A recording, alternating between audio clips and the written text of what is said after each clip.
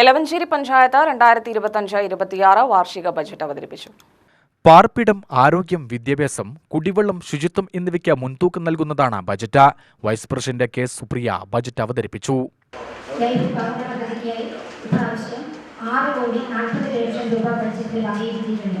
കാർഷിക മൃഗസംരക്ഷണ മേഖലയിൽ നമ്മുടെ ഗ്രാമപഞ്ചായത്തിലെ മഹാഭൂരിപക്ഷവും കാർഷിക മേഖലയുമായി ബന്ധപ്പെട്ടതിനാൽ കാർഷിക മേഖലയുടെ വളർച്ച തന്നെയാണ് എലവഞ്ചേരി ഗ്രാമപഞ്ചായത്തിന്റെ വികസനത്തിന് പ്രദാനം ചെയ്യുന്നത്. ഈ വർഷം പാലിയേറ്റീവ് കെയർ ആശുപത്രിയിലേക്ക് മരുന്ന് വാങ്ങൽ, ജീവിതശൈലി രോഗ നിയന്ത്രണം, പകർച്ചവ്യാധി നിയന്ത്രണം, മാനസികാരോഗ്യ പരീക്ഷ, ഫീൽഡ് പ്രതിരോധ കുത്തിവയ്പ്പുകൾ, ഹെൽത്ത് ആൻഡ് അറ്റകുറ്റപ്പണികൾ, പൊതുജനാരോഗ്യം കാര്യക്ഷമമാക്കൽ മുഴുവൻ വ്യക്തി 40 രൂപയാണ് അതിന് വകയിരുത്തിയിരിക്കുന്നത്. 40 ലക്ഷം.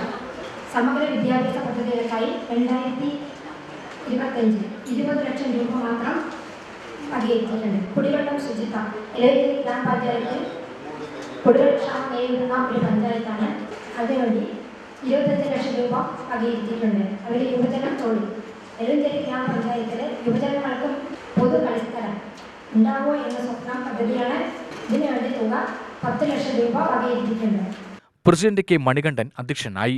സെക്രട്ടറി വിജിൽ വി മോഹൻ സ്വാഗതം പറഞ്ഞു.